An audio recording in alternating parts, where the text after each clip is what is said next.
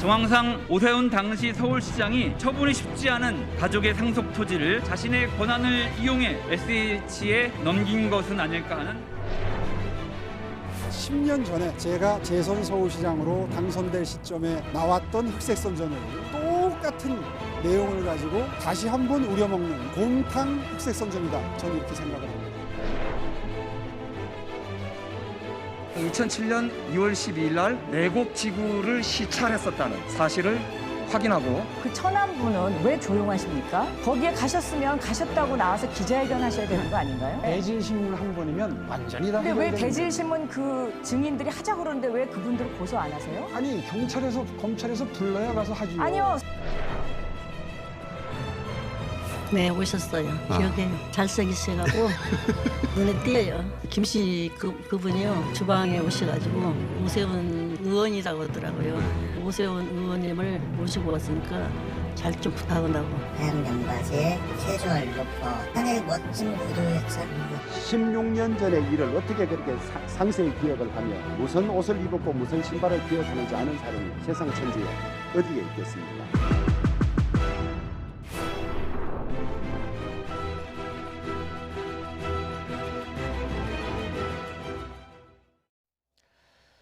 사.7 재보궐선거가 이제 하루 앞으로 다가온 가운데 여야 후보들 막판 뒤집기 또는 굳히기를 위해서 총력을 다하고 있습니다.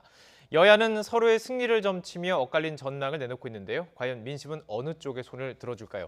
나이트 포커스 오늘은 현근택 변호사와 장예찬 시사평론가 모시고 관련 소식 자세히 다뤄보겠습니다. 어서 오십시오. 안녕하세요. 네. 안녕하세요. 자, 오늘 이 질문을 좀 시작하면 좋을 것 같습니다. 네. 선거운동 이제 마지막 날이기도 하니까요. 만약에 후보시라면 마지막 유세 어디서 하시겠습니까? 아마 거의 나온 거대로 할 것 같아요. 이제 똑같이. 젊은 사람들로 가고 마지막은 지금 일정은 아마 광화문에서 하는데 결국은 이번 선거의 가장 중요한 2030 원래 어찌 보면 이제 전통적인 민주당 지지층이었거든요. 근데 이제 부동산 문제가 불거지면서 LH 문제 불거지면서 좀 돌아선 게 아닌가 여론조사상 나타나고 있으니까 붙잡아야 될 것 같고 아마 광화문이라는 건 상징적인 의미가 있죠. 촛불의 상징 의미도 있고요. 오늘 얘기한 것처럼 아마 광화문 광장 하면 아마 촛불도 있지만 오세훈 시장이 만약에 된다 그러면 결국 정광훈 태극기 그 사람들이 결국은 돌아오지 않겠느냐 이제 이런 우려를 당연히 할 것 같기 때문에 뭐 오늘 아마 동선대로 저는 할 것 같습니다. 광화문을 뺏기면 안 된다 이렇게 그렇죠. 보는 것 같은데 같은 질문 드리도록 하겠습니다. 오 후보 측의 지금 마찬가지였죠. 신천서 파이널 유세를 했는데 동의를 하시고 비슷하게 전략을 짜실 것 같습니까? 네, 물론 이 언제 하느냐에 따라서 선거 전략은 달라지겠지만 이번 선거의 키워드는 20대 대학생이었다고 생각을 합니다. 그리고 국민의힘이 사실 과거에 당명이 달랐을 때는요, 이 보수 정당이 젊은 층에게 투표 많이 하자고 독려했던 적이 거의 없습니다. 그렇죠. 내심 투표율이 낮기를 바래왔었어요. 전통적으로 투표율이 높으면 민주당에게 유리하고 투표율이 낮으면 국민의힘 전신인 보수 정당이 유리했는데 이번에는 많은 언론 분석도 그렇고 실제로 각 후보 캠프도 그렇고 좀 반대인 것 같아요. 지금 45% 정도가 민주당에게 유리한 투표율이라고 언론에서 보도가 나오고 있고 50%가 넘으면 국민의힘에 유리하다고 나오고 있고 국민의힘이 그 어느 때보다 젊은 층 투표를 열심히 독려하고 있거든요. 완전히 정반대로 그동안의 이 선거 양상과 달라진 세대별 지지가 나오기 때문인 것인데 그 핵심은 역시나 저는 20대의 반란이라고 생각을 합니다. 신촌 같은 경우는 여러 개의 대학이 모여있는 대학가 아니겠습니까? 그곳에서 오늘 오세훈 후보가 마지막으로 던진 메시지는 지금 젊은 층이 국민의힘과 자신을 지지해주는 게 결코 국민의힘과 오세훈 자신이 잘해서가 아니라는 것을 안다. 민주당에게 실망했기 때문이고 내가 만약 1년 동안 일 못하면 이 20대들 돌아설 것을 정말 무겁고 무서운 마음으로 알고 있다고 했어요. 좀 다행스럽다는 생각이 들었습니다. 20대가 보수화된 것 아니냐, 민주당 싫어서 이제 국민의힘의 집토끼가 된 것 아니냐 이런 오판을 하는 게 아니라 20대가 얼마든지 변할 수 있다는 것을 알고 있고 그 유세, 그 지지를 굉장히 무겁고 진지하게 받아들이고 있기 때문에 신촌을 선택한 것도 마지막 메시지를 그렇게 낸 것도 대단히 적절하다는 생각이 들었습니다. 후보의 동선은 최고 메시지다 이런 말이 있을 정도로 오늘 동선을 통해서 담긴 배경과 어쩌면 품은 뜻들을 좀 살펴봤는데요. 현장의 목소리를 좀 듣고 오도록 하겠습니다. 박영순 후보는 이 젊은 층을 상대로도 계속해서 오 후보를 향해 거짓말 공세를 이어갔습니다. 함께 들어보시죠. 노원에서 만난 어머님은 목적을 가지고 거짓말을 한 사람이 서울시장에 당선된다면 내 아들, 딸들에게 무엇을 가르치겠냐며 저한테 반드시 당선되어 달라고 오히려 그 간절함을 저한테 호소했습니다, 여러분. 박영선 후보 측의 메시지는 네. 사실 일관됐습니다. 계속해서. 물론 정책도 소개를 하지만 오세훈 후보를 통해서는 거짓말을 하고 있다. 네. 과연 이게 막판 표심에 영향을 끼칠까요? 전 중요하다고 봅니다. 물론 중요하다. 왜냐하면 예. 사실은 이제 정치를 하는 거는요, 누군가를 대신하는 거거든요. 네. 대신할 때는 기본적으로 신뢰가 있어야 돼요. 국민들이 뜻이 이런데 이 사람을 믿는다. 이렇게 돼야 되잖아요. 근데 이 사람이 예를 들어서 실제로 밖에서는 이렇게 얘기하는데 실제로 어떤 집행을 할 때는 그렇지 않더라. 그러면 기본적으로 신뢰관계 깨지는 거예요. 네. 어쩌면 위인관계잖아요. 근데 최근에 이제 언론의 보도 보면 이렇게 나는 보도한 걸 봤는데, 물론 지지자 중에 한 사람이 얘기를 하더라고요. 거짓말해도 내 지지하겠다. 그렇게 말할 수는 있어요. 근데 언론에서 이거를 제목으로 썼더라고요.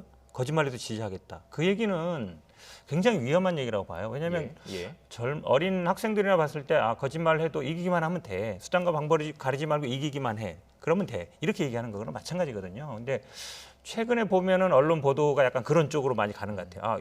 이 사람이 아무리 거짓말 많이 하더라도 어차피 여론이 앞서니까 되는 거 된다. 이런 식으로 가는데 네네. 저는 그건 아니라고 봅니다. 기본적으로 언론의 기능이라는 게 진실이 뭔지 보도해야 되는 거고, 그게 옳은지 그르는지 따져야 되는 거거든요. 그렇지 않고 단순히 뭐 여론 추세가 이렇다, 승리 가능성이 있다, 이것만 가지고 거짓말해도 상관없다라고 가는 건 아니라고 봅니다.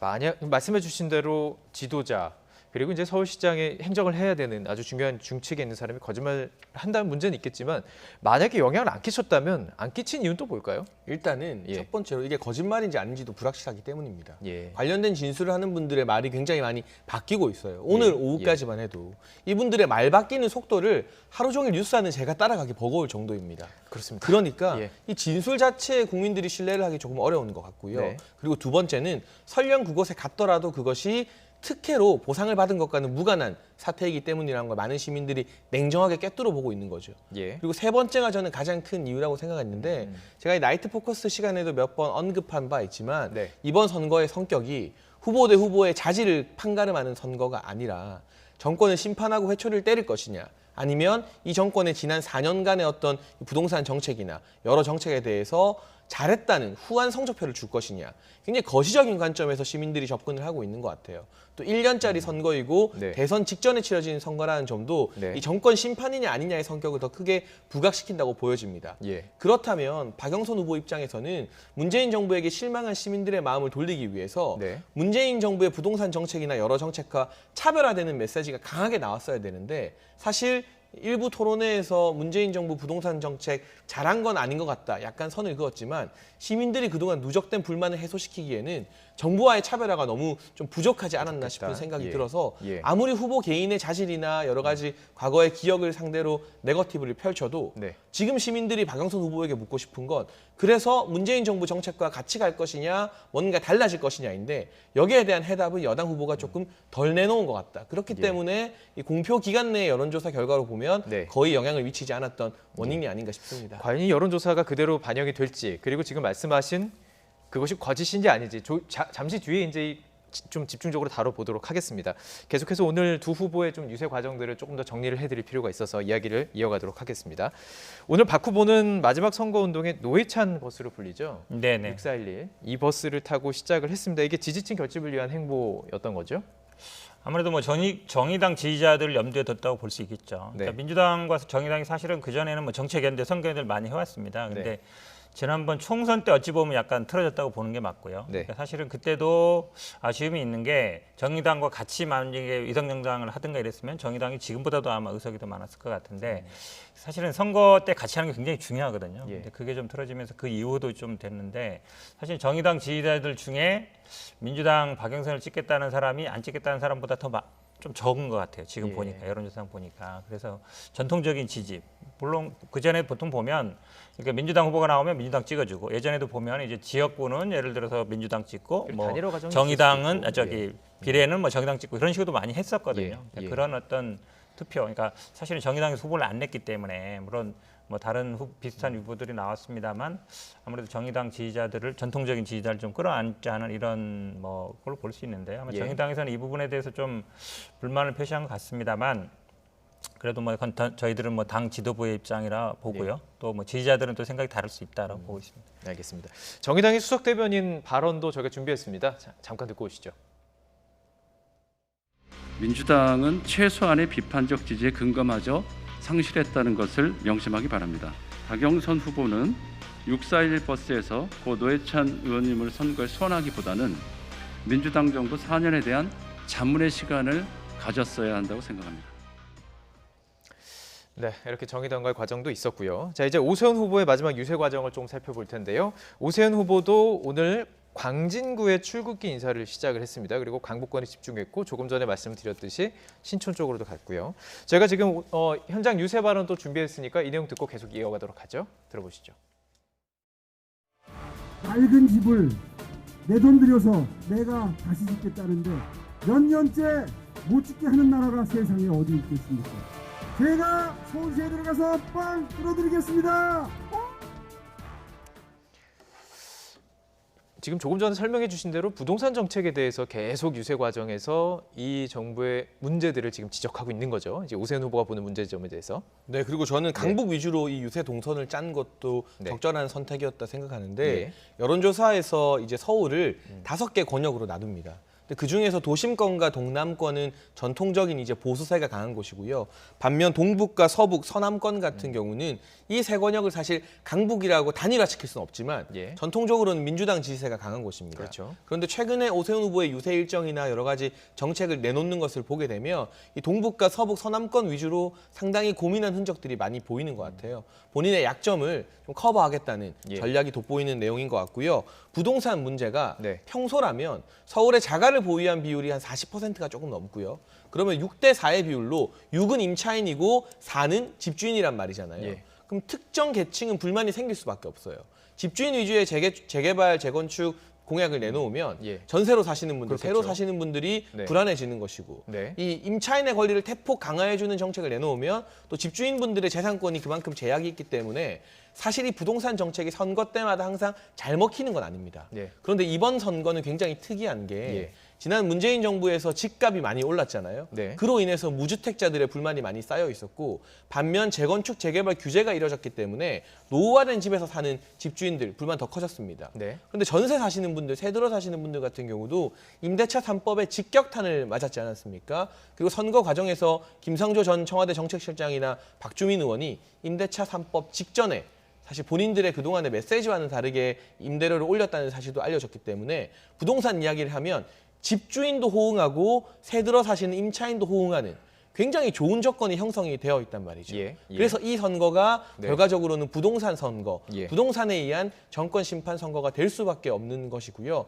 뭐 물론 임대차 3법 철회나 이런 것들을 서울시장이 혼자서 할 수 있는 일은 아니지만 수도 서울의 시장이 이 무게 중심을 가지고 밀어붙이게 되면 임대차 3법을 다시 원상복귀시키는 부분이나 재건축, 재개발을 활성화시키고 서울 시내에 더 많은 공급을 할 수 있는 부분 등 굉장히 많은 영향을 끼칠 수 있기 때문에 오세훈 후보가 자신감을 가지고 부동산 이야기를 하는 배경이 되는 것 같습니다. 오늘 지금 두 가지 예. 발언권 드리도록 하겠습니다. 저는 이 낡은 집을 내 돈 들여서 내가 지는데 뭐가 문제냐라고 얘기하는데 굉장히 위험한 생각이라고 봐요. 왜 그러냐면 시골에 있는 집 1층짜리 집 1층 짓는 거 아무 상관없어요. 서울에 있는 집도요. 1층짜리 단독주택 헐어서 자기 짓는 거 아무 상관없습니다. 결국은 1층짜리 집에 아파트 올리는 거거든요. 그전에 5층짜리 집을 20층 올리는 거예요. 그러면서 더 많은 돈을 그렇죠. 그 용적률이 늘어나는 거를 개인 거라고 본다는 거예요. 이런 식으로 생각하면 서울에 사실은 자기 집 그냥 100층 올리면 됩니다. 그게 안 되죠. 결국은 늘어나는 용적률은 공공의 것이에요. 그거를 개인이 가져갈 건지 아니면 공적으로 얼마나 갈 건지 그게 핵심 문제인데 이렇게 마치 내 집 지어서 내가 지는데 뭐가 문제냐. 그러면은 사실은 서울의 재건축, 재개발 아무 규제할 필요 없이 마음대로 하면 되는 거죠. 그다음에 지금 저는요 오히려 이 오세훈 후보 지금 정확하게 지적하셨는데 오세훈 후보의 공약은 그냥 집주인들만을 위한 공약이에요. 임대인들이 한 우리 서울 같은 경우는 자가 보유율 50% 안 되거든요. 근데 지금 나오는 게 보면 지난번에 용산 참사 얘기도 보면 그 대부분 임차인들이었어요. 대부분 주인 아닌 그 가게 주인, 그러니까 세를 얻는 사람들이었죠. 근데 그 사람들 권리는 그냥 무시해도 된다는 생각이에요. 제가 보기엔 아마 시장이 되면 그냥 그 주인, 집주인들 아니면 상가 주인들 그 사람들 입장만 대변할 가능성이 굉장히 높다. 기본적으로 그런 바탕이 깔려 있다고 봅니다. 오늘 제가 정리를 좀 하고 또 지금 발언권 드리겠습니다. 이제 메시지를 보면 박영선 후보 측은 오세훈 후보 자체의 어떤 문제점들에서 공격을 하고 오세훈 후보는 정권을 향해서 공격을 하는데요. 지금 이제 재건축, 재개발 또 부동산 얘기가 나왔으니까 사실 뭐 이걸 많은 시간을 할애할 수는 없지만 꼭 얘기를 나눴으면 좋겠습니다. 왜냐하면 정책에 관련된 거니까요. 두 후보 다 지금 공급이 필요하다는 건 맞아요. 인정을 합니다. 박영선 후보는 대신 공공 흔들리자는 것이고 오세훈 후보는 민간에 맡기자는 거예요. 물론 그 의미들이 다 있겠지만 지금 말씀해 주신 대로 그건 문제라고 말씀하셨기 때문에 또 반론 들어보면 좋을 것 같습니다. 그러니까 사실 이 박영선 후보가 토론회에서 문재인 정부 부동산 정책 잘 됐다고 생각하지 않는다고 했는데 디테일을 보면 그대로 계승하는 내용들이거든요. 방금 말씀해 주신 부분이 이제 재건축 초과이익 환수제와 관련된 부분이고 또 임대차 3법, 공공 주도의 공급이냐 민간 주도의 공급이냐 여기서 쟁점이 많이 갈리는데 사실 지금 박영선 후보의 공약이나 문재인 정부가 지난 4년 동안 해왔던 재건축 초과이익을 환수하게 집주인들이나 건설사가 재건축 재개발에 뛰어들 요인이 그만큼 줄어들게 되는 부분이죠. 공공에게 이걸 돌리니까요. 네, 그리고 이 안전 진단 같은 경우도 매우 소극적으로 규제를 많이 두고 있기 때문에 정말 위험한 노후된 집인데도 안전 진단 받는 것조차 어떤 정권 차원의 이 반대 속에서 어려운 현실입니다. 그런 부분을 풀겠다는 것이고요. 결정적으로 임차인들을 위해서도 이 임대차 3법이나 굉장히 폭압적인 규제들을 해제하는데 서울시장은 국무회의에 동석할 수 있는 매우 중요한 사람입니다. 그 사람이 대통령과 장관들 배석한 자리에서 목소리를 내고 언론이 받아쓰기 시작하면 마냥 무시할 수가 없거든요. 그런 부분으로 하나하나 회복시키겠다는 것이고 공공주도의 이 주택 공급 같은 경우는 일단 좋아 보이지만 지금 그 지역에 살고 있는 원주민들의 반대도 만만치 않습니다. 예를 들면 마포에서 공공주택 많이 짓겠다고 하자 당장 마포 국회의원들 다 민주당 출신이잖아요. 정청래 의원이나 이런 분들이 반대한다고 했습니다. 그리고 노원구 지금 뭐 우원식 의원이나 다 김성환 의원들 민주당 출신인데 창동 차량기지에 처음에 박영선 후보가 이 공공주택 아파트 짓겠다고 했어요. 우원식 의원이나 김성환 의원이 들고 일어나서 공개적으로 반대했습니다. 우리랑 상의한 것 아니라고. 무조건 정부가 공공주택 짓겠다고 하면 지을 수 있는 시대가 아닌 겁니다. 그 지역에 살고 있는 주민분들의 협의를 통해서 주택을 공급하기 위해서는 민간 주도, 민간 위주의 공급이 실현될 때만 우리가 원하는 충분한 수준의 공급이 가능하다는 게 오세훈 후보 측 주장이기 때문에 지난 4년 동안 많이 해봤고 그 결과 엄청난 실패를 경험했기 때문에 그걸 바꾸자는 것과 지난 4년 동안 해왔던 것에서 큰 기조를 변화시키지 않고 그대로 가겠다는 것, 그 주장 사이의 싸움이라고 생각합니다. 짧게 발언권 드릴게요. 네네. 임대차 3법 얘기하는데요. 임대차 3법 초기엔 좀 아마 좀 부작용이 있었던 것 같습니다. 근데 최근에는 보시면 알겠지만 전세값이 많이 떨어지고 있죠. 기본적으로 그거는 어느 정도 재계약할 사람들은 했다는 겁니다.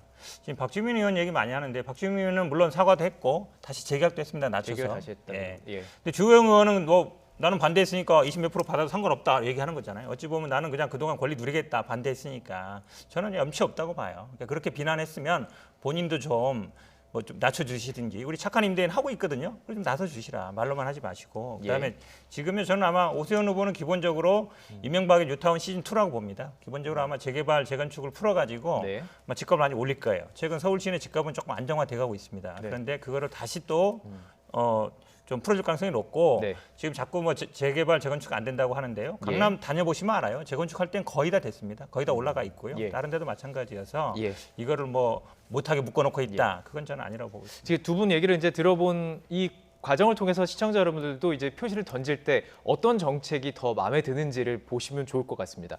민간이냐 공공이냐 그리고 그 안에 담겨있는 의미까지 좀 얘기를 나눠본 것 같습니다.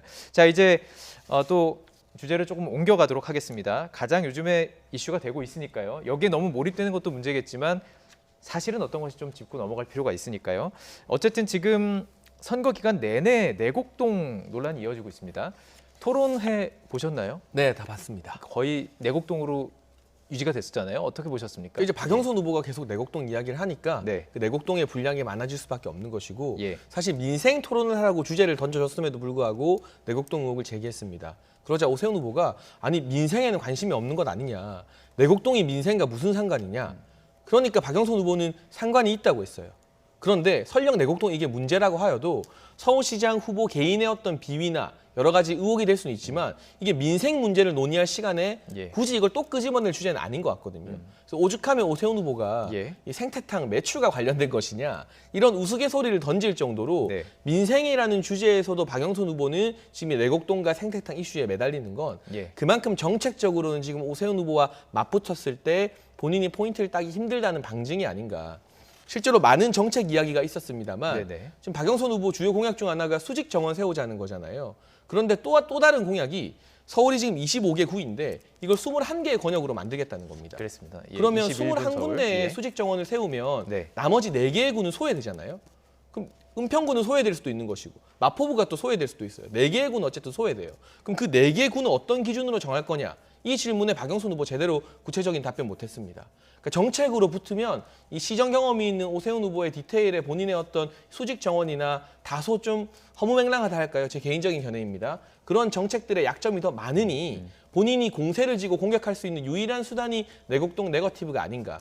그래서 민생 시간에도 무리하게 이 문제를 이야기할 수밖에 없었는데 그게 지켜보는 서울 시민들 입장에서는 이게 첫 토론회가 아니라 거의 3회차였잖아요. 처음이면 괜찮은데 2회차, 3회차가 가도 새로운 내용이 나오는 게 아니라 기승전 내곡동, 기승전 생태탕이면 보시는 분들도 이제 그만했으면 좋겠다는 지루함을 느끼지 않았을까 예상이 됩니다. 박영선 후보는 일단 4개도 다 커버가 된다고 얘기를 했습니다. 20일 나눈 것이 모두가 이제 뭐 쇼핑몰 모든 것에 이제 21분 안에 갈 수 있다라는 그런 공약이잖아요. 기본적으로요. 그러니까 구 개념하고 21개 그 다른 거죠. 그러니까 구 경계를 전제로 했을 때 지금 말씀하신 것처럼 되는 것이라 생활권이라는 거는 구하고 관계없이 맺어진 경우가 있거든요. 그런 걸 염두에 둔 거라 좀 잘못 이해하신 것 같고 사실 이 문제가요. 마치 뭐 박영선 후보가 제기한 것 같은데 오세훈 후보가 먼저 얘기한 거예요. 나 얘기 나왔더니 존재도 모르고 위치도 모른다. 또 증언이 나오면 지금에서야 뭐 서울시라든지 뭐 SH에서 증언 나오면 사퇴하겠다 이렇게 말하는데 토론회 과정 보면요 그런 거 없이 그냥 증언이 나오면 사퇴하겠다고 한 거예요. 양심 선언이라고 얘기했었나요? 그렇죠. 양심 선언이라든지 어떤 증언 뭔가 나오면은 자기가 뭐 나왔습니다. 지금 얘기 나오는 것처럼 존재와 위치를 몰랐다는 것과 측량 현장에 갔다는 거 완전히 배티잖아요. 그러니까 사람이 살면서 본인의 땅에 측량하러 가는 게 몇 번이나 되겠습니까? 측량하러 가면 대부분 기억해요. 그냥 10분 만에 하는 거 아니거든요. 말뚝도 받고 제기도 하기 때문에 한두 시간 걸립니다. 그 과정을 갔는데 만약에 위치와 존재를 몰랐다 그러면 근데 그 이후에 계속 말이 바뀌었잖아요. 어쨌든 재산 등록한 게 나오니까 뭐 의식 속에 없었다. 뭐 땅이 의식 속에 있는지 모르겠지만 나중에 또 뭐 기업 앞에 겸손해야 된다. 그럼 말이 계속 바뀌는 거예요. 그러면은 국민들이 보기에는 아니 지도자를 할 사람이고 그래도 시장을 했었잖아요. 안 했던 사람이 모르겠어요. 가장 문제되는 거죠. 내 땅이 거기 들어있는데 처음부터 내 땅이 그때 보상받아서 거기 우리 가족 땅이 들어있는데 보상받아서 죄송합니다. 제가 조금 시장으로서 아마 좀 실수를 한 것 같습니다. 라고 했으면 끝날 일이에요. 근데 계속 발뺌한 거거든요. 모른다, 아니다. 그러다가 결국 증언이 나오면서 결국은 사실이 아닌 것처럼 저거는 사실 아니라고 확신하고 있는데 그렇게 가고 있기 때문에 문제되는 거라서 이거는 제가 보기에는요. 지도자의 기본적인 자질의 문제예요. 민생의 문제 이걸 얘기한다 이게 아니라 믿을 수 있어야 돼요. 아까 말씀드렸잖아요. 기본이다. 내가 뽑은 지도자, 내가 뽑은 시장이 과연 신뢰할 수 없는 사람이면 어떻게 맡길 수 있죠? 대신하는 거거든요. 정치인이라는 거는. 그래서 가장 중요한 덕목이다. 그러니까 정치인의 기본 자질 문제이기 때문에 이게 민생과 관련됐느냐 안 되느냐 중요하지 않아요. 사실은 그것만 얘기한다 그러면 기본이 돼야 그다음에 할 수 있는 거죠. 기본이 안 되는 사람한테 어떻게 민생을 맡기겠습니까? 제가 보기엔 중요한 문제라고 보고 있습니다. 기본이다라는 이야기인데요. 자, 지금 저희들이 이야기하고 있는 이 부분들이 몇 가지 키워드로 집중이 되고 있습니다. 내곡동에서 이제는 생태탕 그리고 일부 그 유명 브랜드 구두로 지금 몰려가고 있습니다. 그 이유는 그때 있었는지 갔었는지 아닌지를 지금 판단할 수 있는 그 핵심 키워드가 되고 있기 때문인데요. 저희가 녹취 준비했습니다. 이거 듣고 계속 이야기 나눠가죠. 오죽하면 네티즌들이 오세훈 후보의 이 세라가모 로프 사진을 찾으려고 밥도 안 먹고 잠도 안 잔다 이런 것을 제가 봤는데요. 드디어 한 장을 찾아서 올렸더군요. 그 2006년 9월 21일 동대문 서울 패션센터 개관식. 정말 제가 이러한 네티즌들의 이런 피눈물 나는 이러한 노력을 보면서 서울시장에 꼭 당선돼야 되겠구나라는 마음가짐을 다시 한번 하게 됩니다. 16년 전 가게를 찾은 손님의 바지 색깔과 신발 브랜드마저 정확하게 기억하고 있다는 생태탕집 아들은 어제 돌연 두렵다며 예고했던 기자회견을 취소까지 했습니다. 의인이라고 추켜 세웠던 윤지호 씨가 지금 현재 상태에 있는지도 국민들은 잘 알고 있습니다. 민주당은 이런 일을 5번이나 되풀이한 전력이 있는 당입니다. 자, 생태탕에서 이제는 로퍼 신발까지 이렇게 이야기가 나오고 있습니다. 일단 뭐 사실관계부터 좀 살펴보는 게 필요할 테니까요. 그러니까 지금 생태탕집 주인의 아들은 그 신발을 봤다는 것이고 그리고 그 신발을 신은 사람이 오세훈 후보일 것이다. 이렇게 지금 주장하는 상황인 거죠. 네, 그런데 말이 네. 또 바뀐 게 뭐냐면 네. 김어준 씨가 진행하는 라디오 방송에서는 오세훈 시장 봤다 했는데 네. 그 이후에 다른 언론과의 인터뷰를 통해서 본인은 얼굴 못 봤다. 사실 엄밀히 말하면 그 이전에 인터뷰했던 거였고 그 이후에도 또 인터뷰가 나왔습니다. 예. 모 종편들과. 본인은 얼굴 기억 안 난다. 네. 의상만 기억하고 있었다. 그런데 어머니가 그때 그 의상을 입은 사람이 오세훈 후보라고 말을 해줘서 아 그런 말을 하자 이렇게 하면서 소위 말하는 고백을 했다는 건데요. 말이 다르잖아요. 처음에는 얼굴부터 모든 걸 다 확실하게 알고 있는 것 같았는데 이 생태탑집 주인인 어머니도 처음에 이제 다른 매체와 그러니까 김어준 씨 방송에 나가기 4일 전에 인터뷰했을 때는 자신은 본 적 없다. 기억 안 난다. 종업원들 기억 안 난다가 정확한 네, 종업원들 네. 중국인이고 그래서 이런 말들 잘 전해지지 않는다. 네네. 이렇게 말씀을 하셨다가 4일 뒤에 갑자기 봤다. 확실하다. 이 아들분도 굉장히 확신에 차서 말씀을 하셨는데 네. 정작 지금 최종적으로 언론에 인터뷰한 내용은 본인은 직접 얼굴을 본 적이 없다는 게 팩트인 거예요. 그러면 본인의 기억이라 하여도 16년 전 일에 대해서 우리가 그게 100% 진실인지 한번 따져봐야 될 여지가 분명히 있는데 예. 본인의 기억도 아닌 어머니의 기억 일부와 본인의 기억 일부가 조합된 상태 말이 여러 번 바뀌는 걸 네. 어떻게 100% 확실하다고 믿을 수가 있겠습니까? 그리고 이 구두 색깔 같은 경우는 뭐 하얀색이었다고 알려졌던 게 오보라고 하는데 한겨레 측에서 오보 네. 정정을 했죠. 지금 예. 이 박영선 후보가 네티즌이 찾아줬다고 한 그 구두요. 오세훈 후보 측에서 밝히기에는 국산 브랜드라고 합니다. 예. 국산의 이제 T로 시작하는 이름의 굉장히 유명한 브랜드 제품이라고 하기 때문에 네. 지금 이 뭐 생태탑집 아들이 주장하는 명품 브랜드 제품이 아니라는 거거든요. 예. 그런데 이렇게 확실하지도 않은 사진을 가지고 그냥 그 시절에 비슷한 장식 달린 사진 찍혔으면 전부 다 물증이 나온 것이냐. 후보 본인이 언론 인터뷰에서 물증이 나왔다. 이런 식으로 말하는 건 대단히 경솔한 언행이 아닌가 싶어요. 이걸 네. 지지자들이 말을 하거나 예. 언론에서 검증을 하는 건 가능하지만 네네. 박영선 후보 본인마저도 이 진흙탕에 빠져들어서 결국 이 선거를 처음부터 끝까지 박영선 후보 나름 4선 국회의원의 중기부 장관까지 하신 분인데 본인의 정책 역량이나 공약 역량은 전혀 보이지 않고 생태탕과 명품 구두로 마무리를 지었다는 점. 이 부분은 앞으로 계속 정치하실 박영선 후보의 남은 정치 역정에도 네. 좀 대단한 흠결이 되지 않을까 싶습니다. 지금 일부 그 검색 엔진 이런 거 검색 빈도를 네. 보면은 생태탕이라는 검색어가 상당히 많이 검색이 됐고 이게 일부 후보보다 더 많이 나온다 이렇게 분석이 되고 있는데 이건 오를까요? 저도 뭐 오늘 아마 어제 해장할 겸 이제 동태탕 생태 없어가지고 동태 먹긴 했는데요. 예. 저는 사실은 오랜만에 아마 오세훈 후보가 뭔가 이 브랜드 하나 가지고 뭔가 좀 반색할 만한 걸 잡았다고 보는데 우리가 뭐 어떤 재판을 하거나 증언을 볼 때는요 전체적인 큰 틀을 봐야 돼요. 예. 그러니까 어머니 얘기는 아주 구체적입니다. 그날 이 상황에 대해서 데리고 왔고 예. 오세훈 의원이라 그랬고 그 경작했던 분 얘기도 맥주도 한 잔 먹었고 뭐 정치 얘기도 했다는 거 아닙니까? 네. 측량 팀장도 얘기했어요. 맞다고. 사실은 오세훈 의원이 그 당시에는 이제 불출마했었지만 굉장히 유명한 사람이기 때문에 한번 보면 알 수 있는 거예요. 네. 그 5명의 증언들이 오세훈 후보 그 자리에 있었다. 그게 중요한 거예요, 사실은. 그게 뭐 브랜드가 뭔지, 뭘 먹었는지 뭐가 중요합니까? 한 사람이 아니라 여러 명이 주장하는 그렇죠. 것도 중요한 근데 더 거고. 중요한 예. 건 뭐냐면요. 그 당시에 왔던 사실 우리가 어떤 증거를 댈 때는 예. 상대방 증언이 모순이 있다 얘기하는 것보다 우리 측 증인을 얘기하면 돼요. 1번 누구죠? 장인어른. 2번 누구죠? 큰처남. 3번 뭐 운전수는 있었는지 없었는지 정확히 모르겠지만 장인어른이 한마디 하면 끝이에요. 그다음에 큰처남 얘기가 보면요. 뭐라고 했냐면 나는 간 게 맞지만 오세훈 후보가 갔는지는 잘 모르겠다. 기억 안 난다 이랬어요. 예. 그런 말이 어디 있습니까? 본인이 갔고 했으면 어쨌든 그때 오세훈 후보가 왔는지 안 왔는지 모르겠어요. 말이 안 되잖아요. 예. 오세훈 후보의 가장 큰 지금 얘기는 그 브랜드가 국산이라 얘기할 게 아니고 큰처남 얘기를 통해서 간접적으로든 그때 오세훈 후보가 여기 안 왔다라고 얘기해 주면 돼요.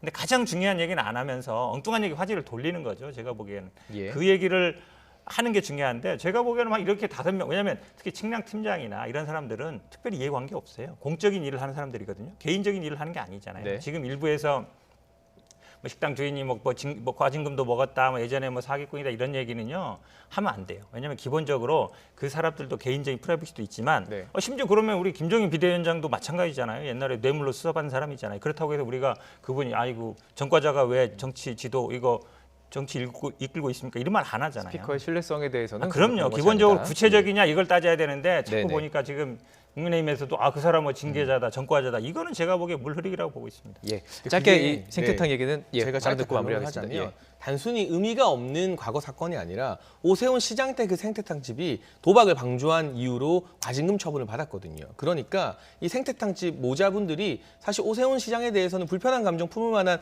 개연성은 충분히 있다는 것이죠. 그리고 경작을 하신 분들도 사실상 그 오세훈 후보 쪽 발언에 의하면 이제 그 토지가 수용이 되면서 경작을 더는 못하게 되는 입장이었고, 그렇다면 이해관계가 없는 사람 측량 팀장 한 사람인데 공교롭게도 모두 다 이 김어준 씨가 진행하는 방송에서 증언을 합니다. 그런데 김어준 씨 과거 조국 사태 때 동양대학교 매점 운영하시는 분 불러서 인터뷰했어요. 그분이 매점에서 조국 전 장관의 딸 봤다고 했습니다. 그런데 1심 재판에서 그 시간대에 조국 전 장관의 딸 동양대 안 간 걸로 판결문에 적시가 돼 있습니다. 그 매점 아저씨가 기억을 잘못했거나 또는 거짓말을 했거나 문제가 되는 건 김어준 씨의 방송에서 유독 여권에 유리한 진술을 하시는 분들의 이 증언이 재판 과정에서 사실이 아닌 걸로 판결된 전례가 있다는 거죠. 따라서 이 방송에 나와서 진술을 했다, 증언을 했다는 것만으로 진실을 믿기에는 여러 가지 정황상 또 이 나머지 분들의 이해관계상 맞지 않는 부분이 있을 수 있다는 것이고요. 한 가지는 꼭 말씀을 드리고 싶어요. 지금 민주당의 일부 사람들, 또 진성준 의원 같은 분은 이 생태탄집 아들에게 의인이다, 경찰이 신변 보호해야 된다고 말을 하고 있는데, 제가 학교 다닐 때 배웠던 의인은 이제 일본에서 지하철에서 사람 구하다 돌아가신 이수현 씨, 고 이수현 씨 같은 분에게 우리가 의인이라는 호칭을 붙이고 기렸잖아요. 그런데 민주당에서는 이 생태탕집 아들도 그렇고 과거에 윤지호 씨도 그렇고 또 최근에는 추미애 전 장관은 1조 4천억의 금융 사기를 친 김봉현 전 라임 회장을 가지고 뭐 내부 고발자다, 양심 선언이다 이런 말을 해요.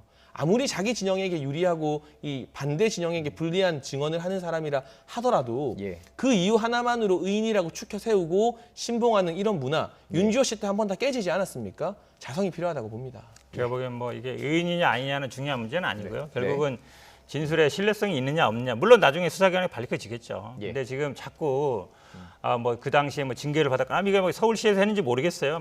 제가 보기엔 구청의 권한인 것 같은데 그런 문제를 가지고 그다음에 경작자들이 뭐 뺏겼다. 그렇게 해서 가끔 갔겠습니까? 나중에 계약서도 썼어요, 직접. 계약서를 썼는데 그 사람들이 뭐 처음에 아마 이게 똑같아요. 오세훈 후보도 뭐라 그랬냐면 불법 경작자들 때문에 측량을 했다 이렇게 얘기했거든요.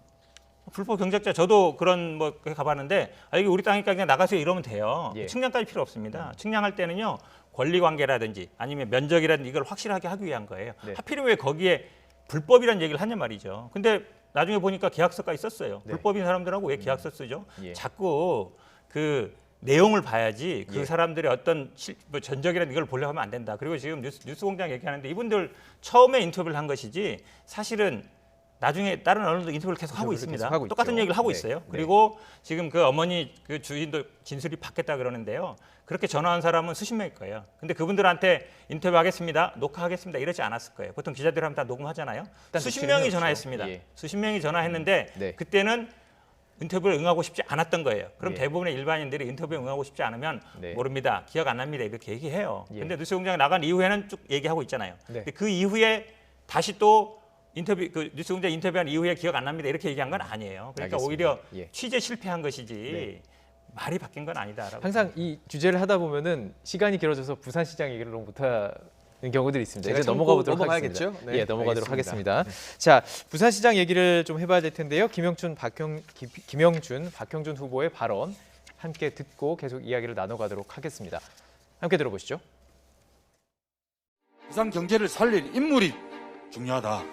인물론으로 시민의 여론 중심이 바뀌고 있습니다.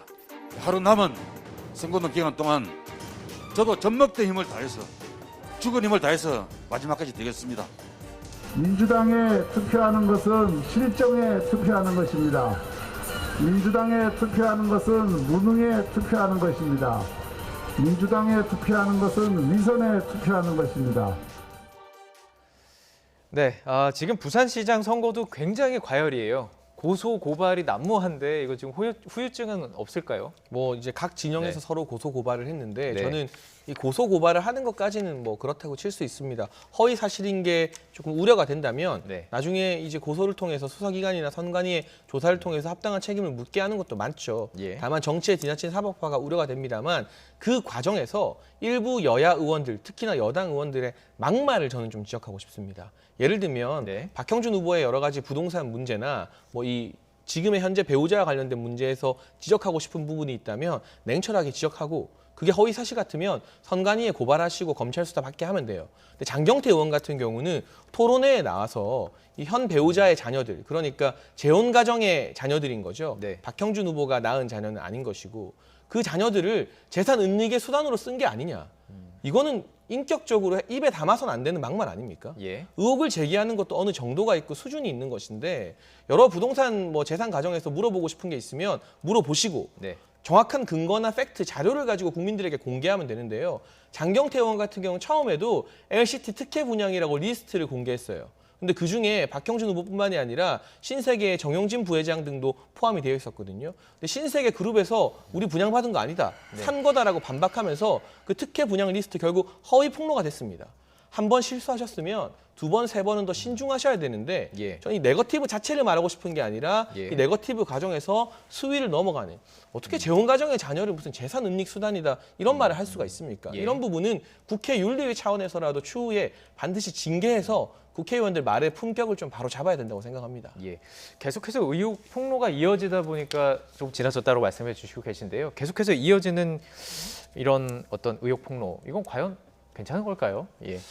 근데 그 최근에 나온 의혹 중에요. 지금 재산 은닉으로까지는 제가 직접 보지 못했는데 이례적이죠. 어떻게 똑같은 층에 똑같은데 호실의 위아래 층을 같이 하죠.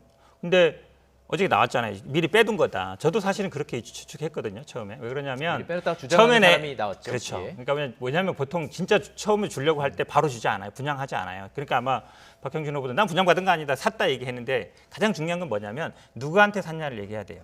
우연히 지나가다 샀다 얘기했잖아요. 하나 위험한 거는 어머니와 자식 간의 거래다. 그것도 이상하지만 처음에 누구한테 그걸 샀느냐. 그게 굉장히 중요한데 어제 얘기에서는 미리 빼놓은 거였다. 근데 사실은 누구한테 샀는지는 박형준 후보나 아니면 부인밖에 몰라요. 다른 사람 몰라요. 그 사람 얘기하면 돼요. 일반인이라면 얘기했을 이모 거라고 씨라고 돼 있죠. 그렇죠. 그러니까 성씨는 나왔는데 누군지 그 사람이 그러면 결국은 분양하거나 아니면은 시행하는 사람과 관련된 사람인지 아니면 처음부터 일반인으로 그냥 분양받은지 그것만 밝히면 되는 거거든요.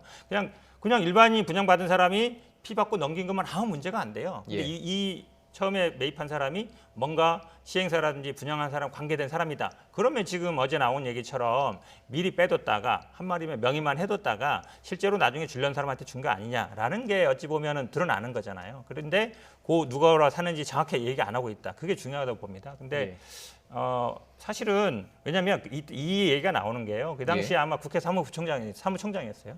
근데 국회 사무총장은 재산 등록 대상입니다. 근데 부인까지는 등록 대상이에요. 근데 만약에 그 부인에 재혼했으니까 아들이나 딸들은 대상이 아닙니다. 그렇잖아요. 그러니까 처음부터 그러면 살 거면 차라리 부인이 직접 사든가 이렇게 했으면 되는데 아들 명의로 했다가 부인 명으로 어머니 명의로 하는 거 그거에 대해서 돈이 없어 그랬다 이러는데 돈이 없으면 처음부터 그냥 어머니가 사면 되지 뭐하러 아들로 샀다가 다시 삽니까? 일반적이지 않단 말이죠, 되게. 그러니까 그런 부분에 대해서 제가 보기엔 지적한 걸로 보입니다. 지금 관련 사항을 계속 말씀해 주셨으니까 저도 질문을 이렇게 드릴 수밖에 없는데 어쨌든 그 당시에 국민의힘 입장에서는 미분양이 있었다는 거잖아요. 미분양이 나던 것들을 정상적인 범위로 샀다는 얘기잖아요. LCT 저희 동네거든요. 제가 고향이 그 해운대 광안리 사람입니다. 그럼 진짜 로얄층이 어딘가요? 그 17층, 18층은 로얄층 아니에요. 그래요? 굉장한 고층 건물인 것이고요. 그리고 초기에는 저희 부산 사람들끼리 무슨 말 했냐면 분양가 뜬 걸 보고 아니 저 돈 주고 누가 저기 사냐. 누가 부산에 저 돈을 주고 들어가냐. 그럴 정도로 고분양가 논란이 있었습니다. 그러던 것이 이 문재인 정부의 부동산 정책 실패 유탄이 지방광역시까지 덮치게 되면서 폭등을 한 것이거든요. 그럼 집값 올라서 문제인 거면은 문재인 정부나 이 김현미 전 장관 탓인 겁니다. 그리고 이 분양에 대해서 말씀을 하시는데 이 이모 씨가 일반인인데 박형준 후보가 선거에서 유리하자고 일반인의 신원이나 신상을 함부로 공개할 수 있을까요? 그렇지 않고 이 사람이 정말 LCT 분양 시행사와 관련이 있는 사람이라면 이거야말로 나중에 선거 끝나고 공개됐을 때 국민의힘이 어마어마한 역풍을 맞게 되고 대선까지 망치게 되는 길이에요. 그런데 국민의힘 공천관리위원회에서 검사 출신인 정점식 의원이 검증위원장 맡았었는데요. 국민의힘 부산 경선 때 박형준 후보를 향한 어마어마한 네거티브가 당으로 쏟아졌습니다. 그때 검사 출신 정정식 의원이 다 하나하나 지금 제기된 의혹들 검증하고 문제가 없다는 판단을 내렸다고 저도 알고 있습니다. 제가 또 그 국민의힘 이 경선 사회도 봤었기 때문에 돌아가는 상황을 비교적 남들보다는 아는 편인데 그렇기 때문에 선거 이후에 대선 망칠 생각이 있는 게 아니라면 이런 문제가 있는 후보를 국민의힘에서 최종적으로 공천할 리가 없는 것이죠. 그리고 공교롭게도 이 분양 미리 빼놨다고 증언하신 분들도 유독 또 김어준 씨의 뉴스공장에서 제보를 하셨고요. 이분이 또 LCT 관련해서라던가 부동산 관련해서 참 공교롭게도 사기 전가가 있으신 분이에요. 그러니까 이해관계자가 아니겠느냐. 본인이 뭔가 지금 이 국민의힘이라던가 LCT 진행했던 분들에게 불편한 감정이 있는 게 아니냐. 또 이 진술하신 분의 신빙성에 대해서 우리가 의혹을 제기할 수밖에 없어요. 왜 전부 다 뉴스공장 가서 김어준 씨 찾고 전부 다 뭔가 과거 행적에 문제가 있는 분들인 건가요? 그렇기 때문에 이러한 네거티브에 공표 기간 동안은 부산 민심이 별로 안 흔들렸습니다. 부산 시민들은 네거티브가 아니라 부산을 살릴 정책 경쟁 보고 싶다는 목소리를 일관되게 정치권에 주문하고 있는 것 같습니다. 말씀 안 들릴 수 없는데요. 이게 지금 이 부동산 얘기만 나오면 뭐 우리가 올렸냐 이 얘기 하시는데 그럼 박형준 후보가 20억 기증하시면 돼요. 두 채니까 40억 기부하시면 됩니다. 본인의 그걸 선택이 아니라면. 그럼요. 그다음에 지금 자꾸 이게 로얄층이냐 아니냐가 뭐 쟁점처럼 얘기하는데 전혀 그거 아니에요. 말씀드리잖아요. 똑같이 위아래층을 동시에 분양받을 확률이 몇 프로나 될까요? 똑같이 위아래 그리고 3층 라인이라는 그래서 같은 라인에 쉽지 않단 말이죠. 누가 보더라도. 3호 라인. 그렇죠. 근데 더 중요한 건 또 뭐냐면 하필이면 그 건물에 20매 되는 미술품을 납품했다는 거예요. 사실 미술품 여기 건물 안에 들어가는 거요. 사람들이 보면 아이고 저게 20억 하겠어 그 생각 듭니다. 왜냐하면 실제로는 원가는 1, 20%밖에 안 돼요. 나머지는 거의 남는 돈이에요. 실제로 하시는 분 보면. 왜 하필이면 위아래층에 들어간 사람이 그것까지 납품까지 했을까? 그 생각이 안 들 수가 없잖아요. 그리고 자꾸 이 사람들의 뭐 정가 얘기하는데 LCT 관련된 사람들 중에 아마 제가 보기에 캐면은 아마 더 나올 겁니다. 거기에 시행했던 사람들, 개발했던 다 나올 거예요. 그러니까 자꾸 그 한 개인의 어떤 뭐 과거라든지 이런 걸 갖고 문제 삼으면 안 된다고 봅니다. 사실 의혹을 파고 들어가면 사실 지금 제기된 의혹들에 대해서 1시간 가지고 시간이 다 안 됩니다. 하시고 싶으면 짧게 정리해 주시고요. 네, 짧게 말씀드리면 바로 분양을 받은 게 아니라 분양권을 산 것이기 때문에 그때 가격에 맞는 것으로 분양권이 한두 개가 나온 게 아닌 것을 살 수 있었다는 점. 그리고 많은 분들이 잘 모르시는데요. 지금 문제가 되는 박형준 후보의 배우자의 아들 지금 40대예요. 박형준 후보가 결혼했을 때, 재혼했을 때 이미 성인이었습니다. 그러니까 본인이 사업을 충분히 하는 사람이기 때문에 분양권 정도를 사는 게 충분한 경제력이 있었는데 마지막에 원래 살던 집 안 팔리면서 이 문제가 꼬였던 것이고 아까 말씀한 것처럼 그 미술품 같은 경우는 하청업체로 들어갔는데 원청에서 돈을 지급받지 못해서 돈 떼어서 소송하고 있습니다. 이게 뭔가 이해관계 엮이고 이득을 받는 거면 깔끔하게 거액의 돈을 받아야지 이런 일대로 하고 돈 못 받아서 소송하고 있다. 이런 점들까지도 사실관계를 열심히 밝히고 있다는 점도 해명하고 싶습니다. 알겠습니다. 지금 제기된 의혹들 제가 잠시 전에 말씀드렸지만 하나하나 따지면 시간이 굉장히 오래 걸립니다. 시청자 여러분들께서도 특히 이제 유권자 여러분들께서는 하나하나 좀 따져보시고 무엇보다 그 공약들에 대해서 어느 것이 옳은지 맞는지 본인이 생각할 때 그 한 표를 어떻게 던져야 될지 고민해 보시면서 자세히 좀 공부를 해보신 다음에 투표를 하시면 좋겠다라는 생각을 해봤습니다. 오늘 현근택 변호사와 장혜찬 시사평론가와 함께 이야기 나눠봤습니다. 고맙습니다.